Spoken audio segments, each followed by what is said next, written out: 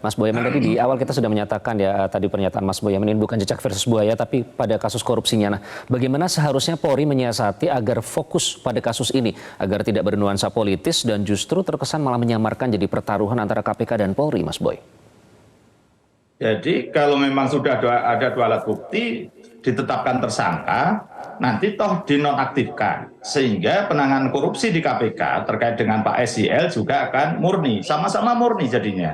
Dan proses itu makanya saya minta dipercepat supaya ini tidak saling nyandera.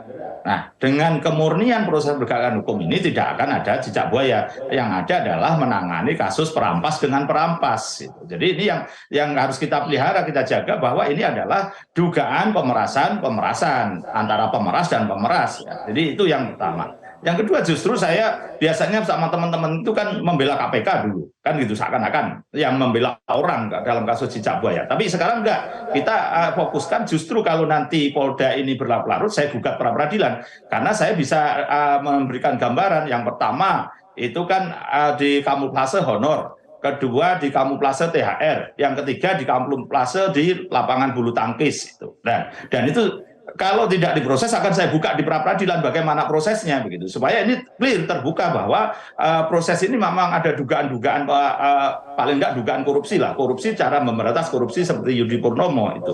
Dan saya juga ingin mengomentari ini Iqbal, pernyataan Pak Firly itu mengatakan urusan 1 miliar dolar, padahal isunya itu 1 miliar rupiah kali 3 gitu. Bukan dolar, siapa yang 1 miliar dolar, nggak ada.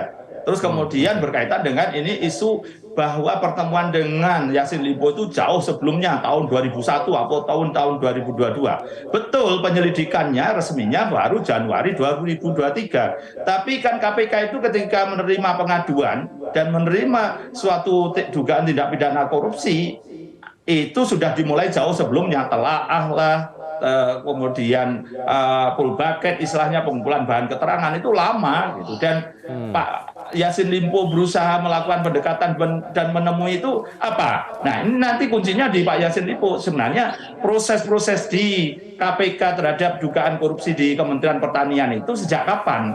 Jadi itu. Dan kemudian yang berikutnya adalah dugaan-dugaan pertemuan. Itu bisa saja pertemuannya di 2022 atau 2021. Tapi bisa saja membuka pertemuan-pertemuan yang lain kalau memang itu ada pertemuan. Karena sebelumnya Pak Firly menyatakan dengan tegas tidak pernah ketemu di luar. Pertemunya hanya di rapat terbatas atau rapat kabinet. Ternyata setelah ada foto, baru kemudian agak kelabakan. Kan gitu, Iqbal. Baik. Jelajahi cara baru mendapatkan informasi. Download Metro TV Extend sekarang.